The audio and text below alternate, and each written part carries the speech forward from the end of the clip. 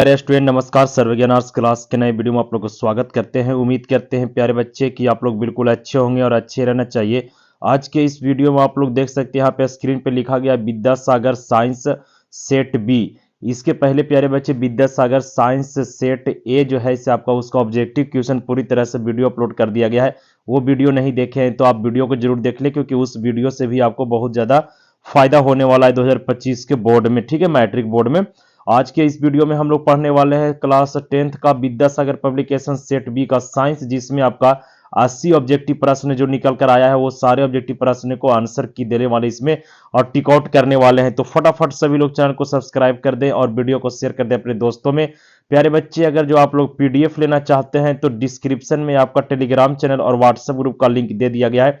आप लोग वहां से सभी लोग जुड़ जाए और पीडीएफ आप बिल्कुल मुफ्त में प्राप्त कर सकते हैं प्यारे बच्चे। ठीक है, कमेंट बॉक्स में जरूर आप लोग बताएंगे कोई भी आप लोगों को मैट्रिक बोर्ड परीक्षा से संबंधित दिक्कत है तो जरूर हम आपका रिप्लाई देने का प्रयास हमेशा करते रहते हैं। चलिए वीडियो को स्टार्ट करते हैं। देखिए पहला प्रश्न आपका क्या कहता है इसमें। पहला प्रश्न, इसी प्रकार से आप लोगों को जब परीक्षा देने के लिए जाइएगा तो सेम ऐसा ही लिखा हुआ रहेगा आपका सेशन ए खंड आ ऑब्जेक्टिव टाइप क्वेश्चन 1 से 80 तक ऑब्जेक्टिव प्रश्न दिया है, जिसमें से किन्हीं 4 प्रश्न का ही उत्तर देना है। प्रत्येक प्रश्न के साथ 4 विकल्प दिए गए हैं, जिनमें से एक ही सही है। अपने चुने हुए या चुने गए विकल्प सही को ओएमआर शीट पर चिन्हित करना है। यानी ओएमआर शीट पर चिन्हित करना है उसको कि कौन सा ऑब्जेक्टिव प्रश्न का ऑप्शन सही है। प्रत्येक प्रश्न 1 नंबर का होगा और 40 नंबर का बनाना है। टोटल 80 नंबर का ऑब्जेक्टिव आपको दिया जा रहा था। पहला प्रश्न है आपका प्यारा स्टूडेंट कि निम्न में से कौन विस्थापन अभिक्रिया का उदाहरण है। निम्नलिखित में से कौन विस्थापन अभिक्रिया का उदाहरण है, तो ऑप्शन सी इसका बिल्कुल राइट आंसर हो जाएगा। Fe plus CuSO4, FeSO4 plus जो हो जाएगा आपका Cu यानी कॉपर। ठीक है, ऑप्शन सी इसका राइट आंसर हो गया। 2 नंबर प्रश्न का आंसर देना है। 2 नंबर प्रश्न है आपका Na2SO4 प्लस BaCl2 और इसके बाद BS4 ऑब्जेक्टिव, इसके बाद आपका ब्रैकेट में S है आपका प्लस 2NaCl उपयुक्त रासायनिक अभिक्रिया है। किसका अभिक्रिया है प्यारे बच्चे, तो इसका सही आंसर हो जाएगा आपका ऑप्शन सी यानी द्विविस्थापन अभिक्रिया है। कैसा है, द्विविस्थापन अभिक्रिया। तीसरा प्रश्न, निम्नलिखित में से प्राकृतिक सूचक कौन सा है। निम्नलिखित में से प्राकृतिक सूचक आपको जो हो जाएगा वो हो जाएगा आपका हल्दी। ठीक है, ऑप्शन बी इसका बिल्कुल राइट आंसर हो जाएगा। अगला प्रश्न 4 नंबर प्रश्न है, कहता है कि अम्ल के जलीय विलयन में निम्नलिखित में से कौन उत्पाद उत्पन्न होता है। कौन उत्पन्न होता है, 4 नंबर प्रश्न का राइट आंसर हो जाएगा आपका हाइड्रोजन आयन यानी ऑप्शन बी राइट आंसर हो जाएगा। 5 नंबर प्रश्न, कौन सा पदार्थ लाल लिटमस पत्र को नीला कर देता है, तो लाल लिटमस को नीला करता है आपका क्षार, ऑप्शन बी सही आंसर हो जाएगा। 6 नंबर प्रश्न, 6 नंबर प्रश्न प्यारे बच्चे आपका कि लवण Na2CO3 का जलीय विलयन का पीएच मान क्या होता है, तो पीएच मान 7 से अधिक होता है, ऑप्शन बी राइट आंसर हो गया। 7 नंबर प्रश्न है आपका कि जस्ता एवं तनु हाइड्रोक्लोरिक अम्ल की अभिक्रिया के फलस्वरूप इनमें से कौन सा गैस बनता है, तो कौन सा गैस बनेगा, तो वो गैस बनेगा आपका H2। ठीक है, ऑप्शन सी राइट आंसर हो गया। 8 नंबर प्रश्न है कि कैल्शियम की परमाणु संख्या क्या है। कैल्शियम की परमाणु संख्या बताना है, तो सही आंसर हो जाएगा आपका कैल्शियम की परमाणु संख्या सी यानी 20 होता है, ऑप्शन सी इसका राइट आंसर हो गया। 9 नंबर प्रश्न, निम्न में से किस कारण से सामान्य नमक का जलीय घोल विद्युत का सुचालक होता है, तो इसका सही आंसर क्या हो जाएगा 9 नंबर प्रश्न का कि धनावेश का ऋणावेश दोनों के विपरीत दिशा में गतियों के कारण हो जाता है आपका विद्युत का सुचालक, ऑप्शन बी सही आंसर हो गया इसका आपका। अगला प्रश्न 10 नंबर, कहता है क्यूप्राइट निम्नांकित में किस धातु का अयस्क है। क्यूप्राइट जो है वो निम्न में से कौन सा धातु का अयस्क है, तो ये कॉपर का अयस्क है, ऑप्शन सी इसका बिल्कुल राइट आंसर हो गया। इसके बाद आपका 11 नंबर प्रश्न, 11 नंबर प्रश्न है, निम्न में से कौन सबसे कम अभिक्रियाशील धातु है। निम्नलिखित में से बताना है कि सबसे कम अभिक्रियाशील धातु कौन सा है, तो आपका फेरिक यानी लोहा जो है सबसे कम अभिक्रियाशील धातु हो जाएगा इन ऑप्शन में से। 12 नंबर प्रश्न, निम्न में से कौन सा उपधातु है, इनमें से कौन एक उपधातु है, तो सही आंसर हो जाएगा आपका Ge यानी उपधातु है, ऑप्शन सी राइट आंसर। 13 नंबर प्रश्न है प्यारे बच्चे आपका कि पित्तल उदाहरण है, तो पित्तल एक किसका उदाहरण है, तो 13 नंबर प्रश्न का राइट आंसर पित्तल जो है इसे एक मिश्र धातु है, ऑप्शन सी इसका बिल्कुल सही आंसर हो जाएगा। वीडियो को सभी लोग जरूर शेयर कर दे प्यारे बच्चे। चलिए 14 नंबर प्रश्न देखिए। 14 नंबर प्रश्न क्या कहता है आपका, 14 नंबर प्रश्न है कि स्टेनलेस स्टील मिश्र धातु है। किसका मिश्र धातु होता है स्टेनलेस स्टील? तो इसका सही आंसर हो जाएगा आपका कि लोहा का मिश्रण होता है। ऑप्शन ए इसका बिल्कुल सही आंसर हो गया। अगला प्रश्न 15 नंबर, निम्नलिखित में से कौन सा पदार्थ ऑक्सीजन के से संयोग नहीं करता है? ऑक्सीजन से संयोग नहीं करता है। 15 नंबर प्रश्न का राइट आंसर हो जाएगा आपका गोल्ड यानी सोना। ऑप्शन बी इसका बिल्कुल सही आंसर हो गया। 16 नंबर प्रश्न, कार्बन हाइड्रोजन से संयोजन पर बनता है, क्या बनता है? इसका सही आंसर क्या हो जाएगा? 16 नंबर प्रश्न का राइट आंसर हो जाएगा आपका हाइड्रोकार्बन हो जाएगा। ऑप्शन सी इसका बिल्कुल राइट आंसर हो जाएगा। 17 नंबर प्रश्न, CHO अभिक्रियाशील समूह को क्या कहते हैं? तो CO अभिक्रियाशील समूह को कहा जाता है आपका एल्डिहाइडिक समूह कहा जाता है। ऑप्शन सी इसका बिल्कुल सही आंसर हो गया। अगला प्रश्न 18 नंबर प्रश्न है आपका कि आयोडीन को निम्नलिखित में से किस द्रव में घोलने में ट्रीचर आयोडीन बनता है? तो इसका सही आंसर हो जाएगा 18 नंबर प्रश्न का बिल्कुल right and correct answer option D यानी एथिल एल्कोहल में। किसमें? एथिल एल्कोहल में। 19 नंबर प्रश्न, निम्न में से कौन सा यौगिक ईंधन के रूप में इस्तेमाल किया जाता है? कौन सा यौगिक जो है इसे ईंधन के रूप में इस्तेमाल किया जाता है? तो इसका बिल्कुल सही आंसर हो जाएगा 19 नंबर प्रश्न का इनमें से सभी यानी इथेनॉल, प्रोपेनॉल, इसके बाद एथेनोइक अम्ल, ये सभी जो है इस चीज का सही आंसर हो जाएगा। 20 नंबर प्रश्न, एल्डिहाइड श्रेणी के सदस्यों का क्रियाशील समूह कैसा बनता है? तो इसका समूह जो है इसे बनता है आपका इस प्रकार से। ऑप्शन सी इसका बिल्कुल सही आंसर हो जाएगा।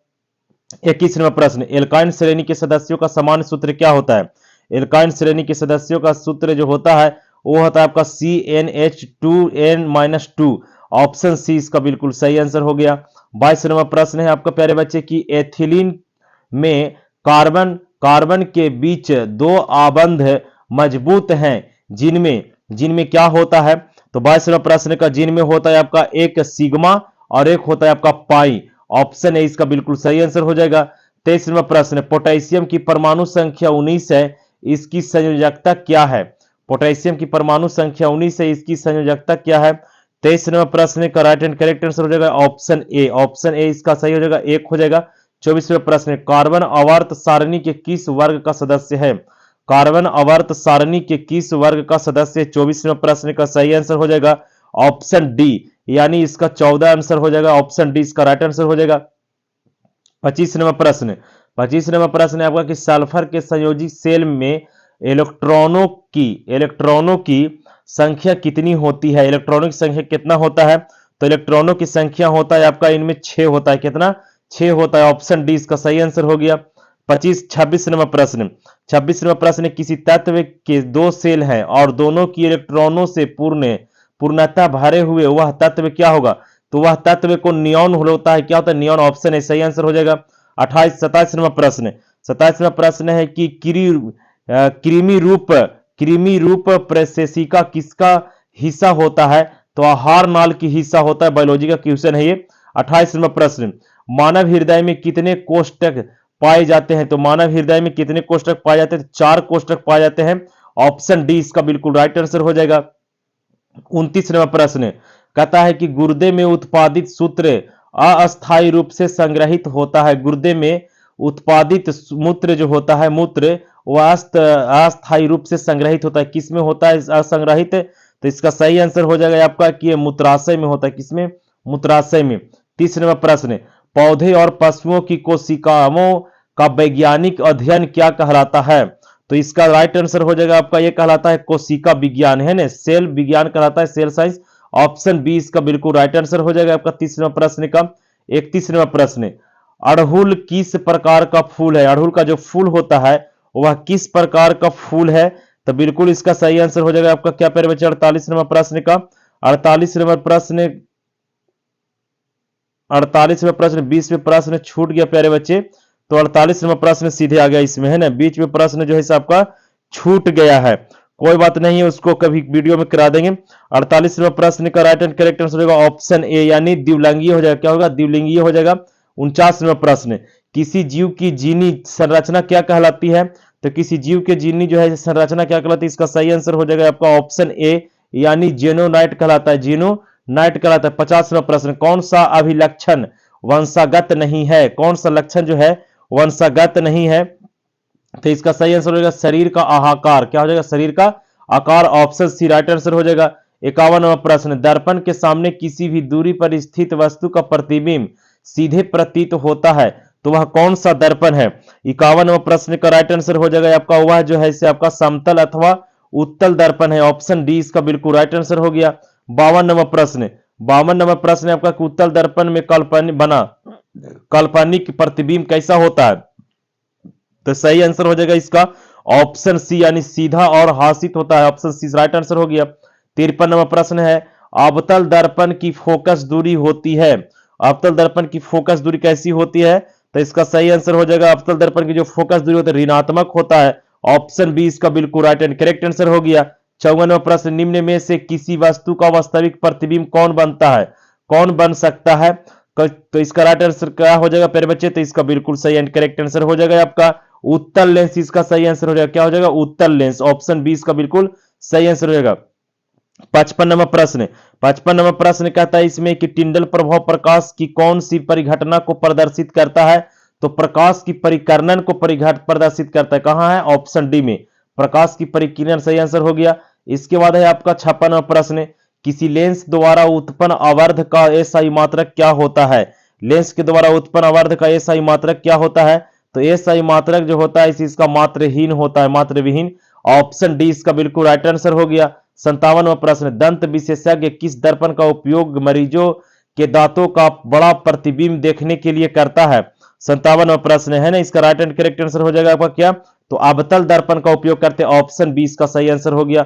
58वां प्रश्न, एक प्रयोग में अवतल दर्पण द्वारा किसी बीम का प्रतिबिंब एक पर्दे पर प्राप्त किया जाता है, तो दर्पण के फोकस दूरी को निर्धारित करने के लिए प्रयोगकर्ता को मापने की जरूरत होती है, क्या मापने की जरूरत होती है, तो इसमें मापने की जरूरत होती है आपका क्या प्यारे बच्चे, तो दर्पण तथा पर्दा के बीच की दूरी और दर्पण तथा बीम के बीच की दूरी, ये दोनों मापने की जरूरत होता है, इसलिए ऑप्शन सी इसका बिल्कुल सही आंसर हो जाएगा। 59वां प्रश्न, यदि किसी बीम का प्रतिबिंब का आवर्धन ऋणात्मक है तो उस प्रतिबिंब की प्रकृति क्या होगी, उस प्रतिबिंब की प्रकृति क्या होती है 59वें प्रश्न का, तो इसका बिल्कुल राइट एंड करेक्ट आंसर क्या हो जाएगा कि अवास्तविक और उल्टा, ऑप्शन है इसका सही आंसर हो गया। 60वां प्रश्न, प्रकाश की किरणें गमन करती है, प्रकाश की किरण जो है इसे किसे गमन करती है, तो प्रकाश की किरण जो सीधी रेखा में गमन करती है, ऑप्शन ए सही आंसर हो गया। 61वां प्रश्न है, दृश्य प्रकाश में किस वर्ण का तरंग दैर्घ्य अधिकतम होता है, तो तरंग दैर्घ्य किस में अधिकतम होता है, तो वह किसी भी दिशा में होता है, सॉरी वह लाल में सबसे अधिक होता है, किसमें, लाल में सबसे अधिक होता है, ऑप्शन सी इसका बिल्कुल राइट आंसर हो जाएगा। 62वां प्रश्न, प्रकाश का न्यूनतम तरंग दैर्घ्य कितना होता है, तो प्रकाश का न्यूनतम जो तरंग दैर्घ्य है वो होता है आपका 380 नॉक्टिकल मील, ऑप्शन बी इसका बिल्कुल राइट आंसर हो जाएगा। 63वां प्रश्न कहता है आपका कि तारों का टिमटिमाना प्रकाश की किस घटना को प्रदर्शाता है, तो तारों का टिमटिमाना जो है वह प्रदर्शता किस, प्रकाश के अपवर्तन का, ठीक है। चलिए अगला प्रश्न देखते हैं 64वां प्रश्न, स्पेक्ट्रम प्राप्त करने के लिए किसका उपयोग होता है, स्पेक्ट्रम प्राप्त करने के लिए किसका उपयोग होता है, तो प्रिज्म का होता है, ऑप्शन डी इसका राइट आंसर हो गया। 65वां प्रश्न, किसी उपकरण में घनात्मक और ऋणात्मक का चिन्ह नहीं होता है, किसी उपकरण में घनात्मक और ऋणात्मक का चिन्ह नहीं होता है, तो वो आपका कुंडली में नहीं होता, ऑप्शन डी राइट आंसर हो गया। 66वां प्रश्न, एक एमीटर के शून्य तथा 2 एम्पियर अंकों के बीच 20 विभाग है, एमीटर का अल्पतमांक जो है क्या हो जाएगा, तो इसका निकालना पड़ेगा, इसका राइट एंड करेक्ट आंसर दे देते हैं प्यारे बच्चे, इसका सही आंसर हो जाएगा आपका 0.1 एम्पियर हो जाएगा इसका सही आंसर। 67वां प्रश्न कहता है 100 वाट और 220 वाट के बल्ब के आड़े 100 वाट विभवांतर आरोपित करने का प्रवाहित विद्युत धारा क्या होगी, तो कितना एम्पियर इसका प्रभावित करने का होगा, तो इसका सही आंसर हो जाएगा आपका 25/121 एम्पियर, ऑप्शन है इसका बिल्कुल सही आंसर हो जाएगा। अगला प्रश्न आपका ओम का नियम कौन सा होगा, ओम का नियम जो है इसे कौन सा होगा इनमें से, तो ओम का नियम होता है V बराबर IR, ऑप्शन है इसका बिल्कुल सही आंसर है। रियोस्टेट का उद्देश्य क्या है, रियोस्टेट का उद्देश्य क्या होता है, तो रियोस्टेट का उद्देश्य होता है कि धारा के परिमाप में वृद्धि या कमी, ऑप्शन सी राइट आंसर हो गया। 70वां प्रश्न, विद्युत धारा के चुंबकीय प्रभाव की खोज किसने किया था, विद्युत धारा की चुंबकीय प्रभाव की खोज किसने किया था? तो वो करने वाले व्यक्ति का नाम था आपका आर्स्टेट नाम था। क्या नाम था? आर्स्टेट नाम था। ठीक है, ऑप्शन डी इसका राइट आंसर हो गया। 71 नंबर प्रश्न, घरेलू विद्युत परिपथ में उदासीनता तार का रंग कैसा होता है? तो रंग हो जो होता है इसका होता है कैसा? तो काला इसका रंग होता है। ऑप्शन सी राइट आंसर हो गया। 72 नंबर प्रश्न, लघु पथ के समय परिपथ के विद्युत धारा का मान क्या होता है? लघु पथ के समय परिपथ का विद्युत धारा का मान क्या होता है? तो बहुत अधिक होता है। ऑप्शन ए सही आंसर हो गया। 73 नंबर प्रश्न, जीवाश्म ईंधन की ऊर्जा का वास्तविक स्रोत क्या होता है? जीवाश्म ईंधन की ऊर्जा का वास्तविक स्रोत क्या होता है? तो इसका बिल्कुल सही आंसर हो जाएगा आपका, इनमें से कोई नहीं होता, इनमें से कोई नहीं होता है। 74 नंबर प्रश्न, सौर ऊर्जा के सीधे विद्युत में बदलने वाली युक्ति को क्या कहा जाता है? यानी सौर ऊर्जा को सीधे विद्युत ऊर्जा में बदल देता है, उसको क्या कहते हैं? तो सौर सेल कहा जाता है। ऑप्शन सी राइट आंसर हो गया इसका।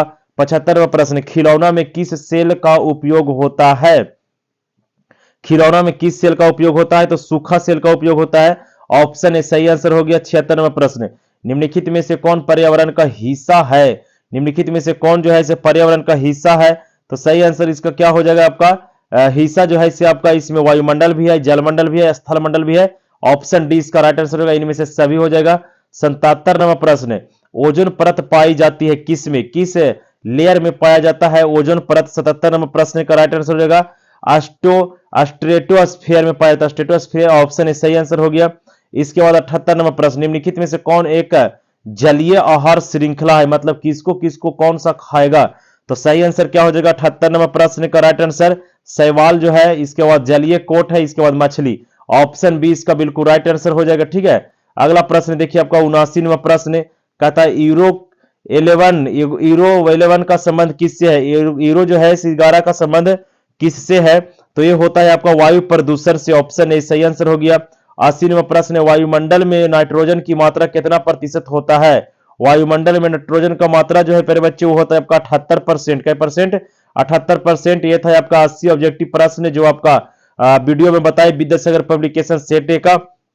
आई होप वीडियो पसंद आया होगा प्यारे बच्चे। वीडियो को बहुत ज्यादा शेयर करें, अपने दोस्तों में भी शेयर करें, सपोर्ट करें, वीडियो को लाइक करें चैनल को, और वीडियो को भी लाइक करें और चैनल को भी सब्सक्राइब करें। चलिए हमें दीजिए इजाजत, तब तक के लिए जय हिंद जय भारत प्यारे बच्चे। मिलते हैं एक नए वीडियो में एक नए जोश के साथ। कोई भी दिक्कत हो तो कमेंट बॉक्स में जरूर पूछ सकते हैं करके।